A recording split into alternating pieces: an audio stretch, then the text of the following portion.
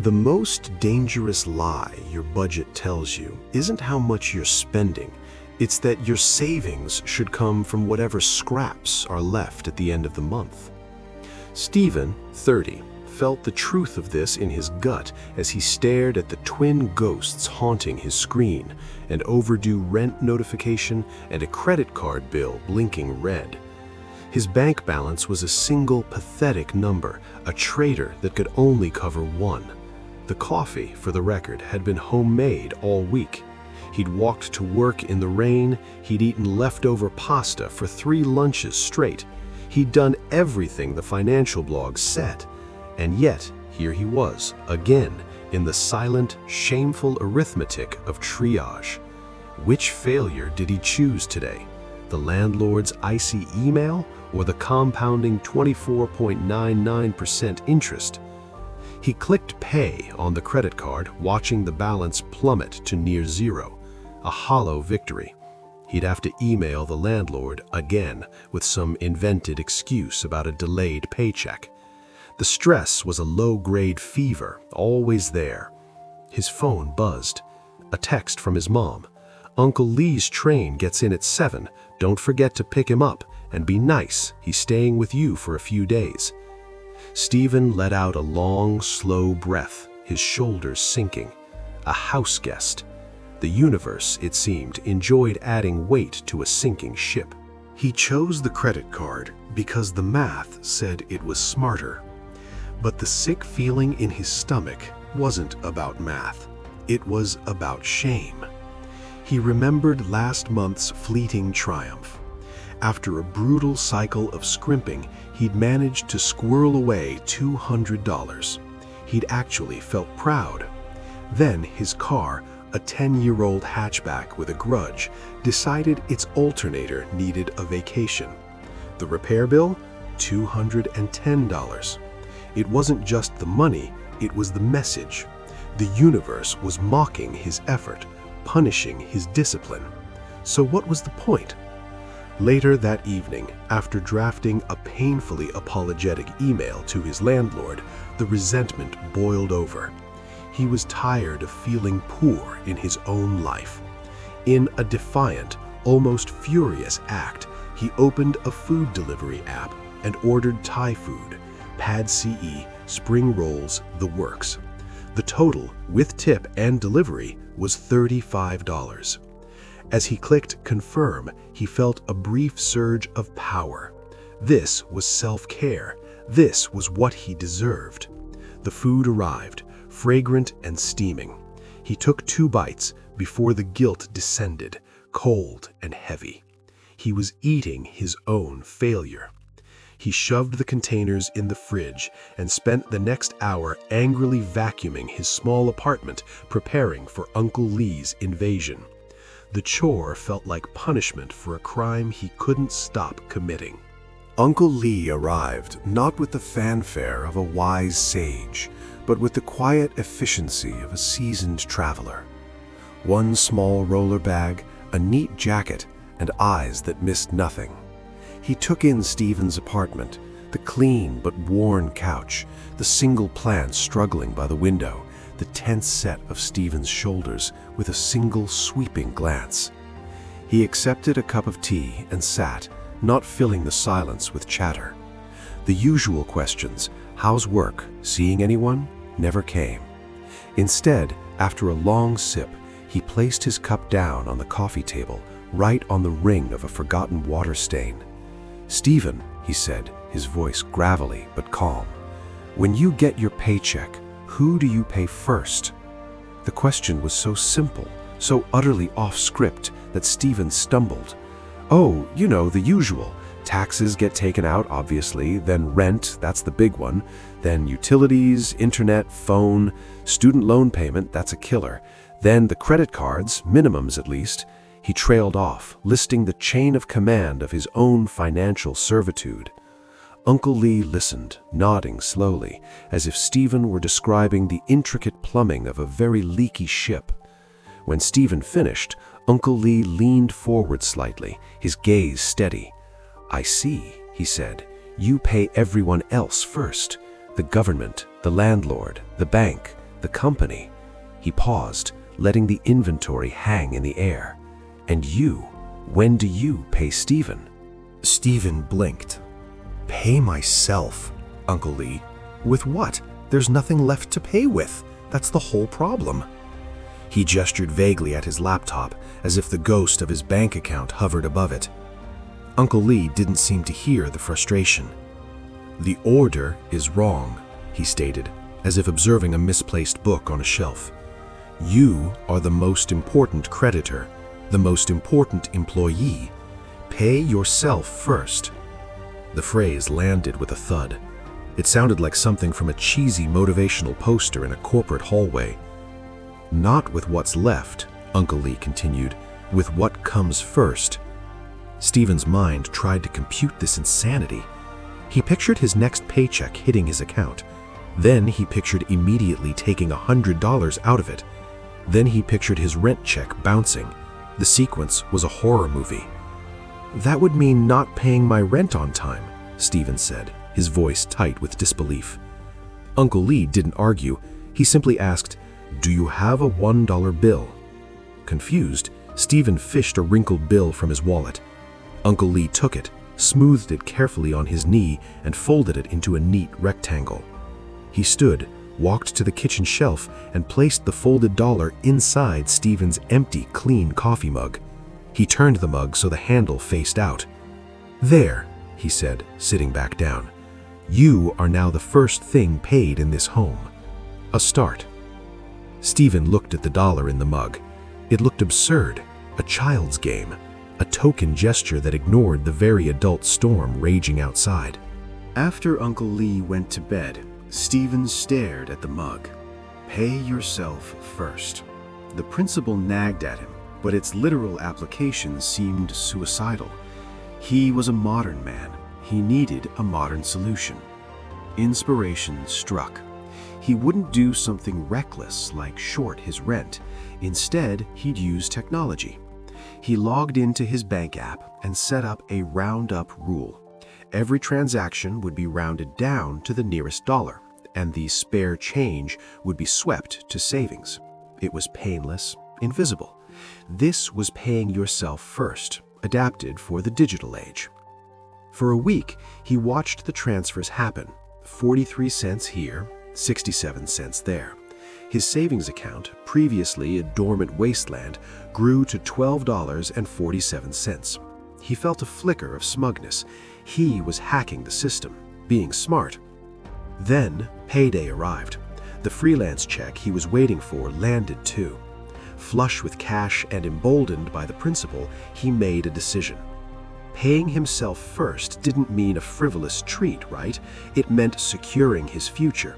So he took a huge chunk of money and made an aggressive payment on his highest interest credit card. That was paying his future self. It felt righteous, responsible. It left his checking account perilously low for rent, but the freelance check would cover it in 3 days. He just had to float it. 2 days later, an email arrived. Freelance payment processing delay, 7 to 10 business days. The floor dropped out from under him. The old familiar panic returned, colder and sharper, because he dared to hope. He was on the phone, voice strained, trying to explain to the utility company. Uncle Lee, reading a book in the corner, looked up. He waited until Stephen hung up, defeated. "The order matters," Uncle Lee said quietly. "But so does the recipient. You did not pay Stephen. You paid the bank, a different landlord." The freelance check finally cleared, a full week late. Stephen stood before his laptop, a warrior scarred from the battle of overdraft fees and apologetic calls. The rent was now critically late. Every cell in his body screamed to open his banking app and transfer the full amount to his landlord immediately, to end the siege. Uncle Lee pulled a chair beside him. He said nothing for a moment, just let the weight of the decision sit with them. "Before the landlord," Uncle Lee said, his voice a low anchor. "Before the credit card company, before the internet provider. Pay Stephen. Not what's left, What is first? Stephen's hands were clammy. This felt like stepping off a cliff. How much? He whispered. An amount that hurts but does not break. An amount that says, I am important. With a dry mouth, Stephen opened his savings account, the real one, not the digital change jar. His cursor hovered over the transfer field. He typed $150.00. His finger trembled over the trackpad. He clicked. The transfer was instantaneous. His checking account balance now looked anemic, sickly. A wave of nausea hit him. He had just made his impossible situation worse. Now, Uncle Lee said, his tone unchanged, work with what is left for the others. The next hour was a brutal, granular puzzle. He paid a portion of the rent with a groveling note. He called the credit card company and, shame burning his ears, arranged a hardship payment plan. He deferred a student loan payment. He negotiated every single line item from a position of acknowledged weakness, but with a strange new core of resolve. The $150 in savings was untouchable. It was his. It was the first brick in a wall. The next 2 weeks were a grind of conscious scarcity. But it was a different kind of scarcity. Before, it felt like deprivation, a punishment for being bad with money. Now, it felt like a strategy, a conscious choice to protect something sacred. He packed lunch every day, not because he couldn't afford takeout, but because every dollar saved on lunch was a dollar that could go to the rent department without invading the Stephen Fund. He brewed coffee at home, fiercely defending his territory. The $150 in savings was no longer an abstract number. It was an employee named Stephen, and he had just guaranteed his own salary. When a coworker suggested drinks after work, old Stephen would have reluctantly gone and worried about the tab all night. New Stephen said, "Not this week. I'm on a project for my future," and meant it. He told Uncle Lee it felt like he'd given himself a raise. Uncle Lee, fixing a loose hinge on a cabinet door, shook his head. "No, you stopped giving yourself a pay cut. Every month you were firing the most important employee, you, and then rehiring him at the last minute for whatever scraps were left. It is bad business." He drove the screw home with a final twist. "Now you are the CEO. You hire Stephen first. You pay him first. Then you manage the rest of the company with what remains." Stephen felt the shift in his spine. He wasn't a beggar at the mercy of his own income. He was the owner. The landlord, the banks, they were vendors. Important vendors, but vendors nonetheless. His identity was recalibrating around that single, non-negotiable transaction. On the morning of Uncle Lee's departure, Stephen's paycheck arrived. The notification buzzed on his phone. A month ago, that buzz was a starting gun for a frantic spending sprint. Now it was the beginning of a ritual. He sat at his table, Uncle Lee sipping tea across from him. He opened his banking app. Without drama, without trembling, he initiated a transfer. $150. From checking to the Stephen Fund. Then, and only then, did he open his budgeting spreadsheet. "The rest," he said, almost to himself, "is for negotiations." He paid a chunk to the landlord, another to the payment plan with the credit card company. He allocated money for groceries, for gas. It was still tight, but it was honest. The crisis had been front-loaded into a single powerful decision. "The amount is not the lesson," Uncle Lee said, packing his small bag. "The unbreakable order is the lesson. It forces everything else to tell the truth. You cannot lie to yourself when you pay yourself first. The budget that remains is the reality you must live in, not the fantasy you hope for. Stephen nodded, understanding dawning fully. It's not a saving strategy, it's a truth-telling machine. Uncle Lee zipped his bag. This pay is not just money, it is time, it is respect. Pay yourself first an hour of quiet in the morning. See how your day must then negotiate with what is left. Pay yourself first with a choice that honors your health. See how your excuses crumble. At the door, Stephen hugged his uncle, a tight, wordless gratitude. He turned back to the empty apartment. His eyes went to the kitchen shelf, to the coffee mug. The folded dollar inside was no longer a joke. It was a monument, a treaty signed with himself. 2 months later, on a quiet Saturday morning, Stephen scanned his accounts. The Stephen Fund held $675. It wasn't a life-changing sum, but it was an army. It was options. It was silence where there used to be screaming panic.